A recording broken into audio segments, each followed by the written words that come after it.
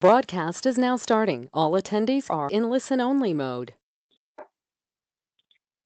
Hi, everyone. Thank you for joining us today for our SLA CI Division webinar. My name is Victoria Richard. I'm this year's CID Chair, and I am happy to be here with you moderating today's program. Before we get started, I'd like to thank our webinar sponsor, Aurora WDC. They serve information professionals in three important ways.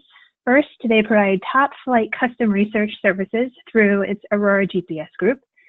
They give information professionals a best-in-class intelligence operating system via its FirstLight software platform. And Aurora builds and fosters a community of like-minded professionals through the Reconverge network, professionals who are actively thinking about what the world will look like in the future in order to bring insights back to their organizations. You can find out more about all three at aurorawdc.com. So without further ado, I'm pleased to introduce you to Jason Voyevich. Jason's arrival in marketing was doomed from birth. He was born into a family of artists, immigrants, and entrepreneurs. And frankly, it's lucky he didn't end up as a circus performer. He's sure he would have fallen off the tightrope by now anyway. His father was an advertising creative director, and his grandfather manufactured the first disposable coffee filters in pre-Castro Cuba. Another grandfather invented the bazooka. Yet another invented Neapolitan ice cream. Really? He was destined to advertise the first disposable ice cream grenade launcher. Jason, I will get on the Kickstarter for that, just FYI, if you ever Thank you. It's coming. I promise. All right, I'm back in this one. But, you know, it's a little difficult to do that when the ice cream keeps melting, so figure that out. So these days, instead of trying to invent novelty snack dispensers, Jason has dedicated his career to finding marketing's North Star, refocusing it on building healthy relationships with his customers. He'll talk about that with anyone who will listen, and he's glad that that's us today. How we manage and manipulate information is one way we either build or destroy those relationships, and that's where we will start today. Jason, the audience is yours. Oh, thank you, Victoria. This is going to be a lot of fun. I see a lot of folks online that I'm excited to talk to, a lot of folks I didn't get a chance to speak with at SLA in Baltimore. So I'm really, really excited that you're here. If you happen to be one of the few people who braved the early morning session spot on Wednesday that I got, a lot of this will be a bit of a repeat for you, and you'll get a chance to ask all the questions you maybe didn't get a chance to ask in session. But if you didn't, and this is new, I am excited to have you here, and really excited to have Victoria moderating me here and kind of jump in. And Victoria, feel free to kind of jump in if you think I'm going off on a tangent, or you think that the information professional wouldn't quite understand kind of some marketing gobbledygook. You kind of jump in and get me back on track, okay? All right, we will keep the gobbledygook to a minimum. All right, I will try not to do that. So let's kind of jump in and get started. And this is a bit of a trigger warning, and I think it's important to talk about what we're going to talk about. And we are going to talk about things like censorship. We're going to talk about foreign governments. We're going to talk about privacy. We're going to talk about how information is controlled, managed, and manipulated, frankly. We're going to use examples happening in China, and we're going to cover some research by Dr. King there. But we're also going to look at examples in the United States. And that can make folks a little bit uncomfortable. And we're going to get uncomfortable on purpose. It's really important, especially as information professionals, librarians, and researchers, that we all play a role in this, and you guys especially. It's important to me to reach you as an audience because you are the folks who are providing us in marketing the tools we need in order to be successful. And the more you understand about what's going on and how to recognize it when it's happening, the better you'll be able to coach us and help us kind of find our true north. So I appreciate it. We're going to be a little uncomfortable, but let's go and let's have a good time. We're not going to start in an uncomfortable place, though. We're going to start with a fairy tale. I love fairy tales, and I love stories. All marketing people love stories. If you find one that doesn't, fire them. This particular story, Clever Tom and the Leprechaun, was really beautifully retold as a children's story by Linda Shute in 1988. I happened to be 13 years old at the time, and as a seventh grader in Sacred Heart School in Robbinsdale, Minnesota, one of the things you got to do as a seventh and eighth grader is we had kindergarten through eighth grade. So you got to read stories to kindergartners, and that was just one of the things that you got to do. And I actually remember reading this story. And if you could see me on video, I have my copy of this book right on my desk. So let's kind of talk about this story really quick. One day, once upon a time, clever Tom found himself out in the woods when he came upon a sleeping leprechaun. Now, he just couldn't believe his eyes. He'd been told stories about leprechauns, but he thought they were just fairy tales. But here was one right in front of him, and his mind raced. If he managed to catch the leprechaun would be forced to show him his buried treasure. Well, Clever Tom was a pretty poor farm boy, and this was a dream come true. He gleefully snatched up the leprechaun. Now, startled awake, and we'll get into why he was sleeping in just a little bit.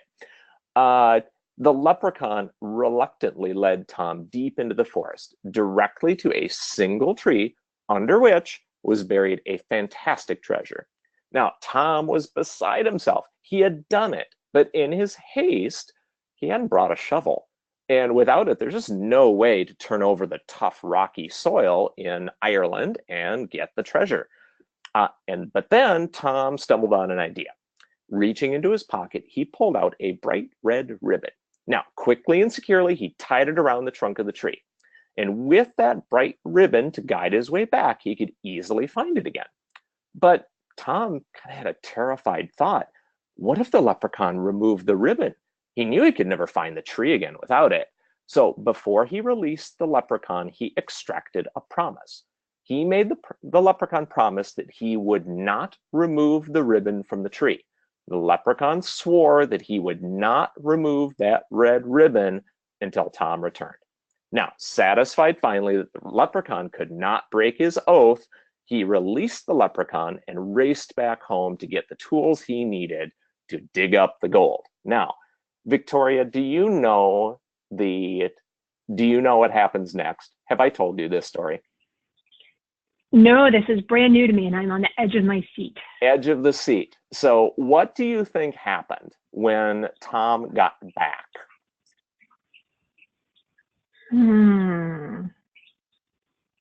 That's an excellent question. I don't know, Jason, what happened when Tom got back? Let's, without further ado, what happened when he got back? What do you think happened? And some of you in the audience, I bet, guessed this already. Clever Tom returned with the shovel. He realized he wasn't the clever one at all. You know, the leprechaun didn't remove the ribbon.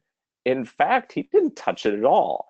Instead, the leprechaun tied an identical red ribbon on every tree in the forest. Now, stymied and lost, Tom knew that he would never find the treasure. Now, of course, as kind of a children's story, the moral of the story is don't be a dink and kind of kidnap leprechauns and, force them to give up their hard-earned treasure. But there's a kind of a different lesson at play here for information professionals. And let's get into what that might be. And you could be forgiven for asking out over the first 7 or 8 minutes of the webinar, what on earth is Jason talking about? You would be forgiven for asking, what does a story about an inebriated leprechaun and a 12-year-old Irish kidnapper have to do with China or the Great Firewall or information management? That's a fair question, but we're going to see in the next few slides that they're really just the same story. So let's get started. Now, what comes to mind when you think about the Chinese internet? Well, for a lot of Westerners like me, and probably like many of you, especially to those who have traveled to mainland China, the internet looks and acts really differently. The services we know and we use here have a far smaller presence inside China, frankly, if they had any at all. Services are either blocked entirely, or if they're not, operate under really heavy restrictions. Local equivalents to those services operate natively and are used by really, really, really, really huge numbers of people. We think about a market size in the United States of 10 million. In China, that might be 100 million or 200 million people. The numbers are just astronomical. And for many people in the United States, the discussion of the Chinese internet ends right here. In their view, the Chinese government really wants to prop up its own companies and have blatantly copied their American counterparts, and really often accusing them of stealing technology in the process. For those people in the United States who have a little bit more information or a little bit more thoughtful, they look to the Chinese government using a stranglehold on the internet to silence dissent and criticism of the evil or misguided Chinese Communist Party.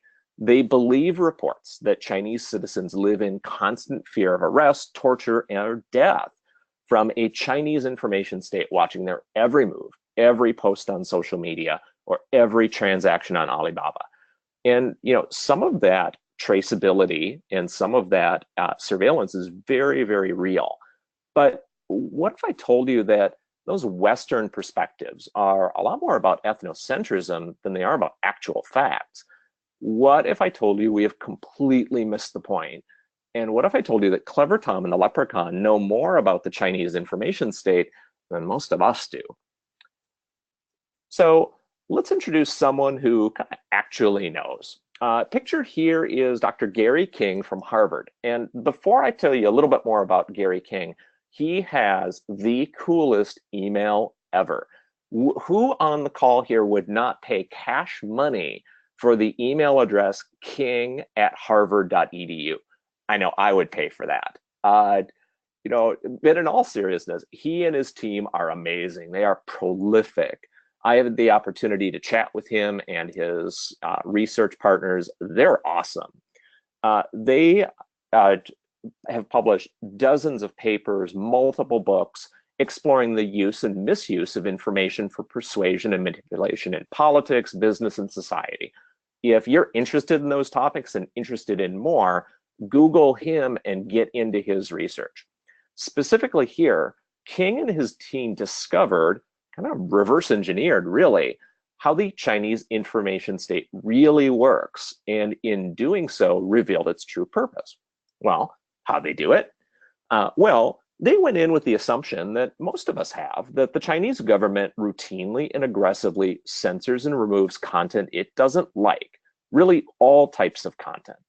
They also knew that the government uses a combination of artificial intelligence and human censors to do its work.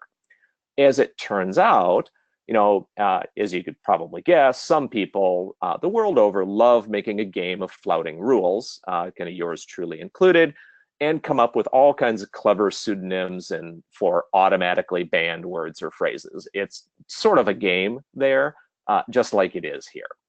But no matter how good the technology is or how fast censors can remove content, there's a time delay between when a post is made and the censors can take action.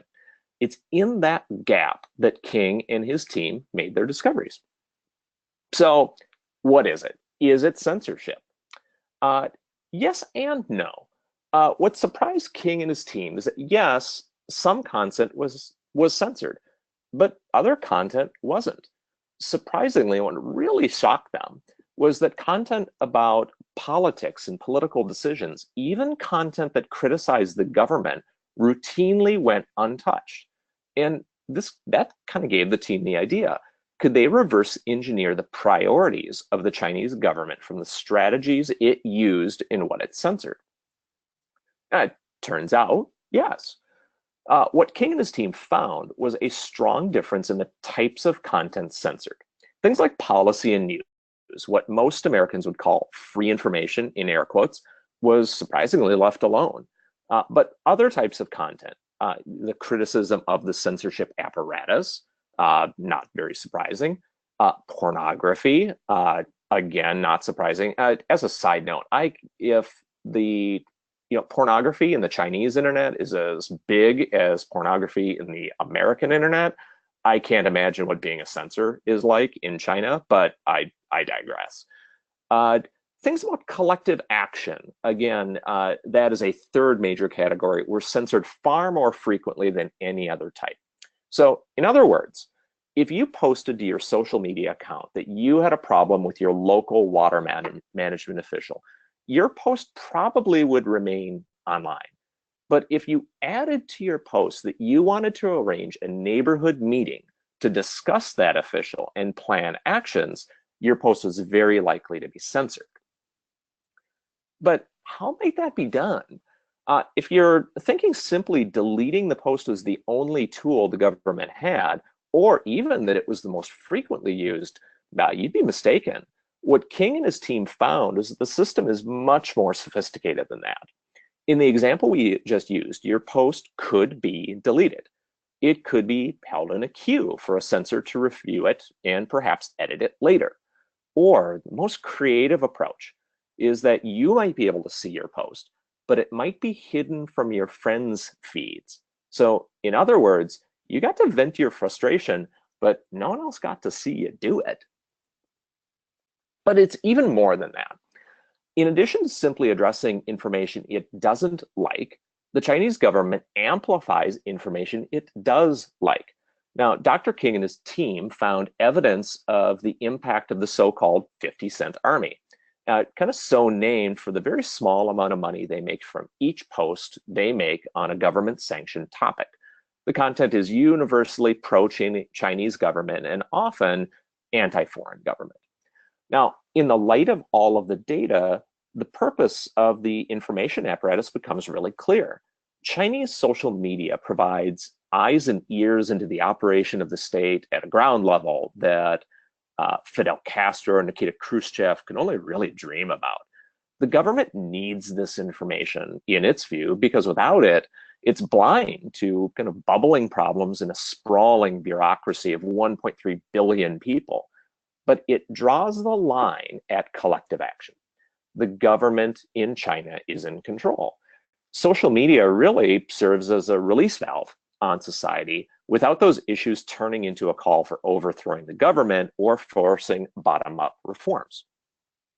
Now, if you think about it and kind of take us back to the beginning, Clever Tom and the Leprechaun were right. The Leprechaun didn't remove the treasure, did he? But he did make it difficult to find. That's information friction, not censorship. But when that didn't work, he still didn't remove the tree, but rather made the tree impossible to distinguish in a forest of others. That's what Dr. King and his team termed information flooding. Now, you may pause here and kind of wonder, why is it? That's not what we were led to believe. Sure, we hear about dissidents and agitators, but think about that for a second. How small is that number really in a country that large? We shouldn't confuse novelty with the underlying truth. Information friction and information flooding work exceedingly well in China. So let me pause here for just a second. I think you already know the answer to this. How about we ask her? So enjoy Amy Schumer's brand of comedy or not, she is almost certainly the victim of information flooding. An initially anonymous group conspired to lower the rating on her latest Netflix special. Well, how did she know? Well, the special received thousands more negative reviews in a far shorter period of time than would be expected organically. The smoking gun really wasn't that difficult to find on Reddit. Now, again, there's nothing explicitly illegal about organizing like-minded people to rate a product or service in a certain way. In fact, doesn't it seem strangely easier than it would be in China? Doesn't this sort of seem like the 50-cent army without the 50 cents? I sort of would have liked the 50 cents at least. Well, what about information friction? There are plenty of examples of this too, but it's kind of been all over the news lately. The National Enquirer is one example, but it's a not uncommon legal practice.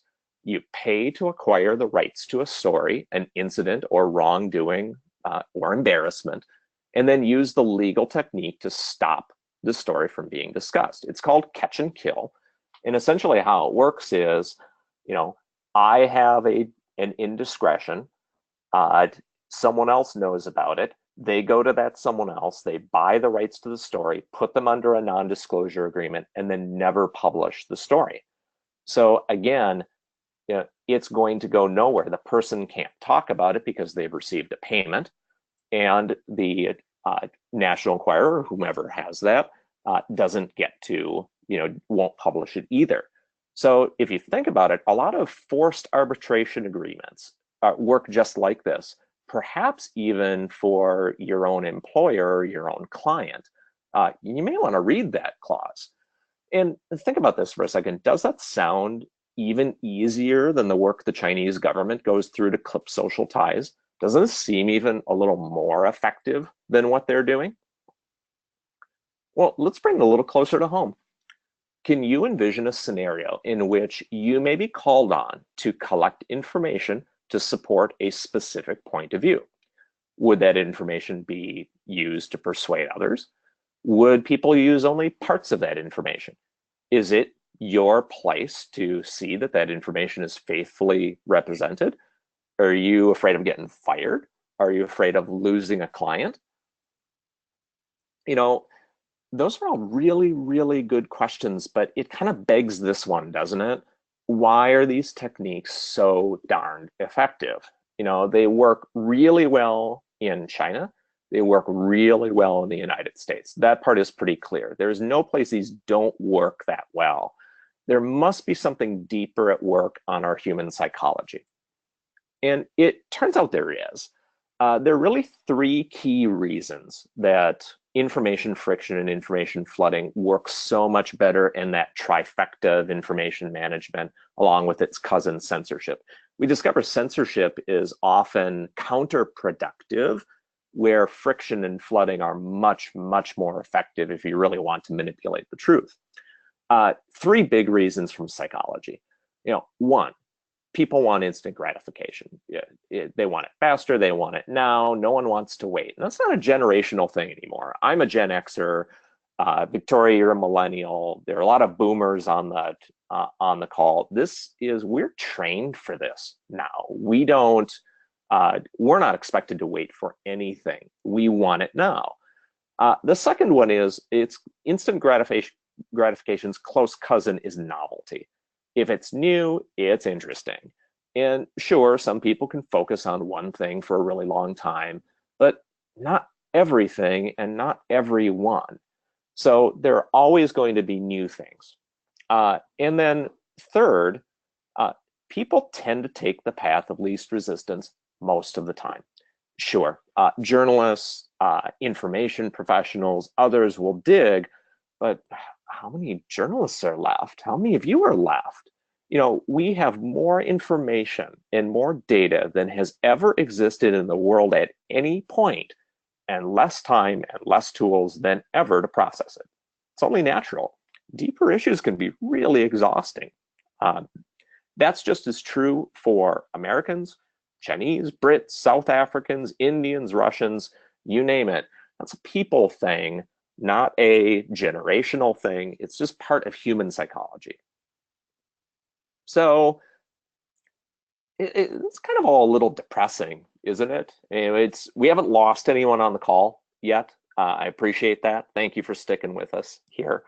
But it is a little depressing. If you find yourself a little disheartened, take heart. Clever Tom and the Leprechaun was based on another story called The Field of the Bouillons, where there's a different reason why the leprechaun was found asleep outside of Clever Tom's farmhouse. He had become drunk and he had passed out. So part of the moral of the story in 1892 was part of the temperance movement, and don't get drunk and pass out, otherwise some farm boy is going to kidnap you. So again, no joke. These stories are always aligned to their times. No one was boiled alive in this story, as in other fairy tales. But this one, when you read about this particular Celtic fairy tale, this one was written by Joseph Jacobs and kind of written down in 1892 based on a much, much older medieval story of basically the same name and basically the same idea. if you think about, you read history, I'm kind of a history geek as well, and you read about Julius Caesar in the Forum, he used these same techniques, information friction and information flooding, to get himself elected and manipulate public opinion in the Roman Forum.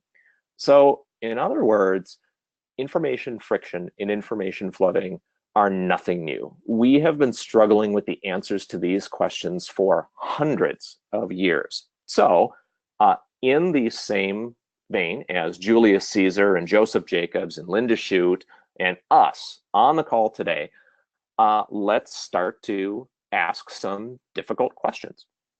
So, here are a few, and I've got just a couple more slides to go. We'll have a little bit of a discussion, but think of these as kind of discussion prompts. So when you're thinking about your questions to kind of get into the question pane here, I don't see any questions yet, and I can see them. So here are some prompts. Put some of your own thoughts in here. How do you balance private or proprietary information with the public good? Is there a line between data, just raw data, and analyzed information? Where's the line between those two things, especially if you're using a little bit of AI or you're using a mapping application? Where's that line? If you were to work on a project with, where you saw one of those things happening, either information flooding or friction, what would you do? What have you run into that kind of situation before? Is its cousin censorship ever justified? Have you advocated for that? How about making information just a little harder to find, but not impossible? How about encouraging your friends to take action, even if the result might be misleading? Are the tactics okay? Are they ever okay? These aren't just these aren't just questions that that we can ignore any longer. Not only as marketing folks, we need to struggle with these because that's really the front line for us. But as information professionals, all of you are the folks who are who are helping us provide, manage, and collect this information. We're relying on you to help us. And these questions, if we kind of struggle through the answers to these questions, we'll make better decisions. So I have included a handy checklist on the in the slide here on how do you know if you might be the victim or the perpetrator of either information friction or information flooding. So what I am going to, obviously this is it's on the screen here. It's not an exhaustive list, but it has a lot of the basics of, what types of techniques are you seeing? What things might give you a clue? Anyone who's submitted a Freedom of Information request, a FOIA request, understands this. But there are a lot of other things, in terms of, whoops, a little bit lower there. For instance, this last one in information friction. It's very common to see information released by a governmental entity or someone who doesn't really want you to find the information to make the text basically take a picture of the text. Obviously, you could use an optical character recognition to decode that text and make it a little bit more shareable, but that can be difficult. It's really difficult to search that information. Or there are things you can do to the image to make OCR software not work very well. So yes, you've released the information, but it's a little harder to get at. You can't automatically translate it. Maybe you put it behind a paywall. Maybe you've got to make a call or email an administrator. All kinds of different techniques are subtle. They're not illegal, but they make information just a little harder to get. And flooding works the same way. How often have you seen an organization, maybe particular political figures may release or tweet out dozens of tweets, and there's just one in there that's important, or there's a message buried in there. But it can be so distracting with all of the other things going on. So again, we'll talk about the how to get in touch and making sure that the slides are available so that you can grab these checklists and use them in your own practice. But let's talk about just kind of a few really quick things that we can kind of circle back with and really understand how can we think about this, and kind of take these lessons and where is true north for us as professionals. I recommend three things. First, something you can do today. If you're an artist or an artist, ask an artist for help. They write things called artist statements, and they are statements of intent. They're what you stand for as an artist. Well, as an information professional, what do you stand for? What do you not stand for? What will you not accept? And just taking a little time to write that value statement will help you know, hey, does this technique, does this thing I'm being asked to do, or does this that I'm seeing either align with or not align with my values? And without writing it down, it's really hard to know. Yeah, gut feel is great. Write it down.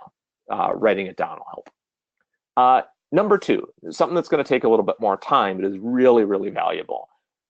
Learn something new. Take an ethics class. A lot of us took these in college and sort of forgot. I know I did. I took it because I thought it would be kind of an easy A, and it kind of was. But when you've been out in the field for 25 years and you go back and you take one, and take it in person, don't do one of those online ones. Take it in person, look someone in the face and argue with them, constructively, of course. It's really hard, and it'll really help you clarify that value statement that you wrote. The third one that I'd recommend is a way to transform what you do. Perform a values audit for your organization. What are its values? What are its stated values? What are its behaviors? And what is the alignment between those two things? Again, the process of going through and writing those things down and doing that work will help you really understand, are we on track or are we off track? Does this feel like the kind of place I want to work? Does this feel like the kind of client I want to continue to work with? Am I doing something that I shouldn't be doing? And all of those things, without actually doing this work, it can be really easy to let those things kind of slip by, and before you know it, you are either the victim of flooding or friction, or you are unwittingly a participant in it. And none of us want that. That's not what makes marketing tick, and it's not what makes a good information professional tick. That's not who we are. But it is important to be explicit about what we want to be, so that we can get there. So that's it for me. I'll kind of punt it back over to Victoria in just a minute here. But that's me. Not a circus performer, clearly. That's the book that I'm writing. And my agent is working on publishing contracts as we speak. So what I would love for you to do, the folks who are with us now, please find me on LinkedIn. I'm easy to find. I think I'm the only Voyevich on LinkedIn, so you can't miss me. Go there, follow me, or connect with me on LinkedIn. I'd love to stay in touch with you. You can, at jasontvoyevich.com, you can sign up, and I'm not going to spam you or anything, but I'd love to keep in touch with you on where the book is at and kind of what's happening. I send out a little email maybe once a month, and then you can kind of see the daily blog posts and all that stuff where I kind of talk about these issues, not just information management, but all manner of of different topics around this. So if you're interested in this and you found this talk interesting, there are 8 more similarly diverse sorts of things that I talk about in this book. And for most of you guys, I know you're really fascinated. You're learners by nature, and I think you'd really get a kick out of this. So I'm excited about that. You can also email me, no problem at all. So I look forward to connecting with you on LinkedIn. I look forward to seeing you on my blog. Really, really appreciate it. The more folks that I connect with, obviously, the more, the more people I can reach with this message is my kind of guiding principle. That's my North Star. So I appreciate it. Victoria, I'm sure you've got questions in the queue. What do you think? What do you think about this? I do. Okay, so I have a question that's a little academic, and then I have a question that's a little more practical, and then I have another practical question that builds on that. So let's start with the academic. So, we know what the political situation is today. We know it. We don't need to go into detail. But given the state of the political situation and the state of the information flow out there, do you think, in your opinion, do you think that information friction and information flooding is any worse today than it was 5 years ago, 10 years ago, or are we just maybe more aware of it? That's a really good question. Kind of the academic part, I'm looking up on my bookshelf, and on the bookshelf is a book from Adrian Goldsworthy on kind of, essentially it's in that genre of kind of the decline and fall of the Roman Republic. And when you read about that era of history, what strikes you immediately is that, politicians of that time were surprisingly similar. They were really different in a lot of ways than what we are today, but boy, they were really similar in terms of, how it used to be is in order to vote, you had to bring your supporters to the forum, and you all kind of walked in, you were all in kind of different groups, and you kind of crossed over, to go be with your candidate, and that's kind of how you voted. It's a really fascinating exercise. But what these guys would do is they would hire bullies in the street to go and, kind of block different candidates' supporters from being in there. And they would, buy off all kinds of different supporters to come and kind of flood an area so that other people couldn't get in. They'd debate things to death. All the same sorts of things you see happening in the United States Congress or the UK Parliament, happened then. So, in one sense, I think it's very, very much the same. In another, however, so different. I mean, if you just think about, we talk a lot about the 24-hour news cycle, and I think about, that's almost silly now. It's more like a 24-minute news cycle, where we're within the 30-minute kind of CNN block now, and things can change within that time. How long before it will be kind of a 2.5-minute news cycle, a 24-second news cycle, and finally it's just continuous? And how do we process all that information? And for some people the answer is, well, we're going to have to rely on artificial intelligence. We're going to have to rely on software. Great, love it. How exactly all these algorithms are programmed by humans. Humans have biases. Good luck getting non-biased AI. It doesn't exist.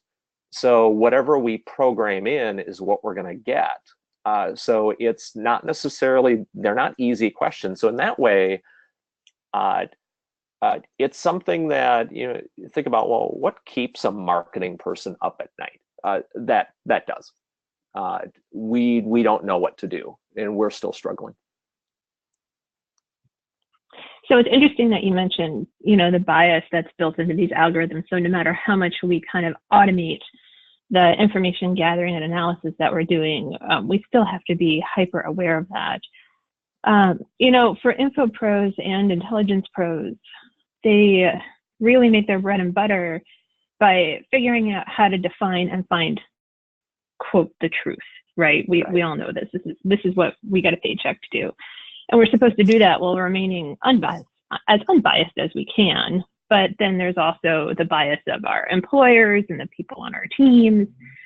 So, for those of us who really have to subscribe to this ideology that it's our job to find and uncover the truth and how to act on that truth as well, for some of us, how can you actually start to find that balance between uncovering where there's some information friction and flooding and where we might just be seeing our personal bias or organizational bias or both? Is there really a space where you can kind of cancel out all of that noise to find that truth, or are we really just sort of getting to the best we can solution in all of this?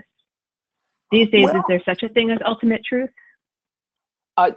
I absolutely believe there is. And, I know that others will disagree with me. They'll, feel passionately that, truth is subjective, it's relative, it depends on a situation that you're in, a time and place. And that's always sounded like a bit of a cop-out to me, that, the truth might be complex. It might be difficult to find. That doesn't mean it isn't there. And that doesn't mean that the journey to get there is not worth it. From a practical perspective, for all of us, and I include, marketing people are not information professionals, nor are they intelligence professionals, but we all have a responsibility to information and to the truth. In many ways, marketing is an information or intelligence professional will give us what they believe the closest thing to truth is.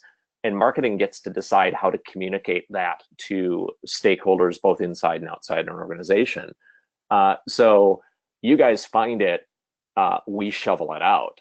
And so we're kind of all in this together. And what I found has been maybe the most effective thing that we can do as kind of all in this boat together is kind of name the elephant in the room and help our consumers of information understand what's going on and understand these techniques. For many of you, this might be the first time you really heard about, these concepts identified and articulated so clearly. And I don't take credit for that. That's Dr. King. That's the King at Harvard. He and his team figured this out and, really put names on these things that always seemed a little bit abstract. Now that you know them, there's this kind of three-headed beast. There's censorship, information friction, information flooding.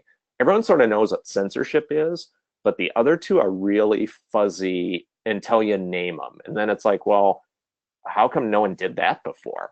And that's kind of what I thought when I uncovered them. And when I help my clients and the organizations I work for, and then our clients' customers understand these concepts, we have a better way we can then have a shared discussion about them. Because if you're trying to talk with your client in your organization about, like, hey, got it, this is what's happening here, we're trying to separate the wheat from the chaff. If she doesn't understand kind of the basics of, information management, information manipulation at that high level, censorship, friction, flooding, you can't have a conversation with her. She's, or it's not going to be very effective, and she's not going to have thought about the ethical implications of what she's doing and what she's being asked to decide on. So long answer, short question, talk with people about this, and you'll do better. I think that's super, super helpful. Continuing to build on this a little bit, I have kind of two paths around the same question here. The first is, how do we practically best combat these problems in the workplace in order to resolve them? Do you have any idea as to the cost of this sort of misinformation in terms of dollar or time loss? Because of course, that's something we have to think about as we're trying to figure out where the right information is. to answer the questions in the most unbiased way that we can, we do have to think about just the practicalities of the dollars spent finding that information and the cost associated with the time we spend on it. Yeah, I couldn't agree more. I think let me kind of back up just a couple of slides, and let's sit on this one for just a second. Here's the thing. The first thing is just understanding, if information's being censored, that's not really that hard to tell. Like, okay, you're trying to get it, you can't get it, it's being removed or blocked from you. Well, that's kind of a no-brainer, from a time and efficiency perspective. But, a lot of times you can spend a lot of time, fighting through information friction or kind of sifting through an information flood. And the first step, though, to understanding, okay, what situation am I finding myself in, is look for some of these clues, right up front. If you see, before you even get started on a project, that, okay, I'm trying to go to this website and it's buried 6 menus in, they're probably making it hard, and they're probably likely making it the rest of it hard as well. So you can prepare yourself for, okay, how important is this information? Is it really critical? Can I find it some other way? And it gives you, so you don't go down kind of time and energy rat holes. Flooding is really the same way. If you see, okay, boy, I'm seeing a torrent of information coming out from a particular organization, a particular company, a particular political candidate, whatever the case may be, just a torrent of stuff, and a lot of it seems like junk, that's a really good indication that there's some nugget in there that they're trying to hide. They're tying red ribbons around every tweet and hoping that you don't find the one that's important. So in each case, if you think about, if you're kind of surveying the situation up front, because that's the best way, because really the ROI question is, hey, I've spent 6 hours on this and I'm nowhere. It'd be better to kind of tell right up front, hey, what situation do I maybe find myself in? Am I finding myself in someone's trying to hide this, by making it hard, or someone's trying to find it by hiding it in plain sight? Are really two different challenges. As an information professional, you attack those in really different ways. On the friction side, you guys have skills, that most of the rest of us don't have. You understand the Google and can get there. But in information flooding, you might need some software to kind of help you out, to really be able to kind of sift through that junk and look for extracting keywords and themes and doing some meta-analysis, doing some some of your taxonomy. But be really careful, because if I'm trying to hide information, I may use the wrong hashtag, I might use the wrong tagging, I might misspell something on purpose. I might combine two words that weren't combined before to try to trip up your software. I've seen it happen. It's really effective, because software does precisely what you tell it to do, and you got to be careful. So, Victoria, does that help? Did I answer that question? Yeah, I think that starts to get at it. It's a pretty complicated question, right? Anytime we're trying to define the ROI of any piece of our work, it can be a little messy.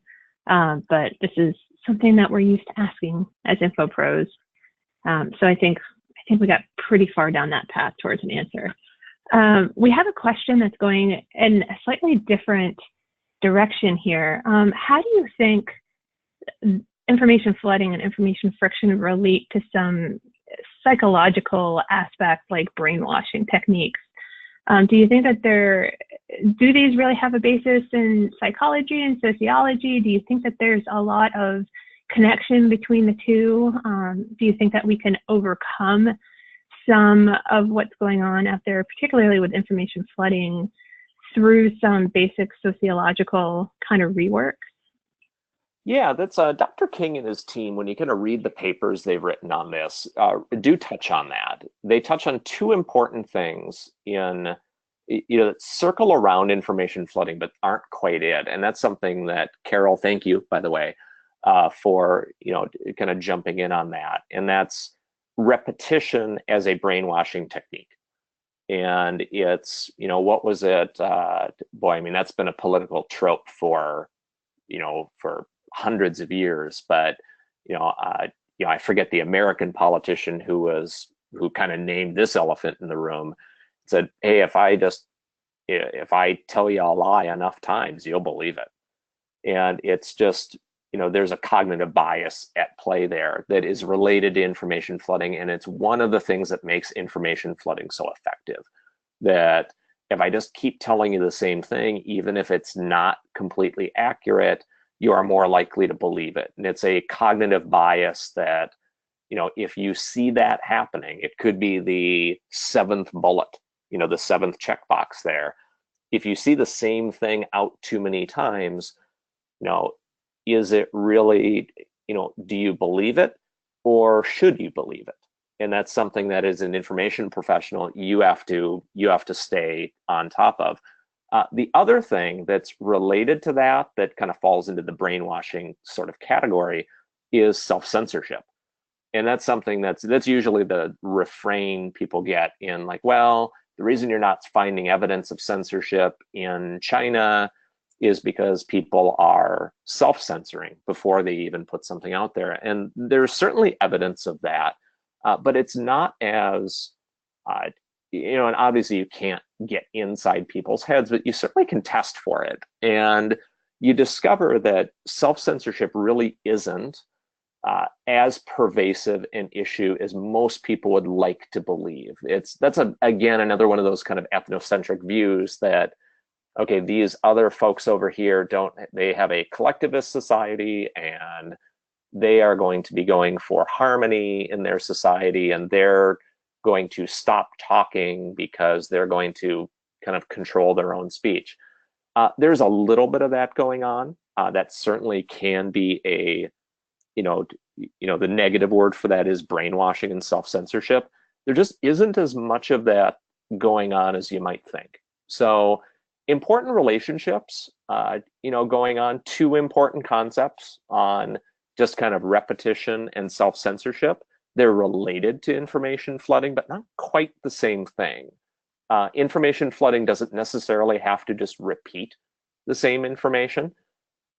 And censorship is more than kind of self-censorship. Not as big of a deal as most people think it is. That was a great question. Thank you for sending that in, Carol. So I know that we're looking at the top of the hour in just a couple of minutes. So I just wanted to really quickly throw in a quick note. Jason, this has been a great session. Thank you so much for presenting this for us again. In July, we will have our next webinar. Kate Vilches will be presenting a quick take format webinar on the 3 Ps, using patents, publications, and PR to answer strategy questions. That'll be on July 25th at noon. You can check us out on SLA Connect via our MailChimp campaigns, or find us on Twitter or LinkedIn for registration information. Thank you again to our webinar sponsor, Aurora WDC, for making this webinar series possible. And to Jason, again, thank you. This has been awesome. The questions that have come in have been great. So I don't think we have any other questions here. Anything else that you'd like to end on, Jason? Well, you know what? Listen, I consider myself an honorary member of your tribe, and I appreciate it. I certainly find a lot of like-minded folks, in the information and intelligence professional community. Love you guys. Love meeting you in person. Nicole, Amy, Karen, thank you. I see your connection requests on LinkedIn. I'll hit those if you haven't done that, and I haven't offended you so much that you don't want to connect with me on LinkedIn.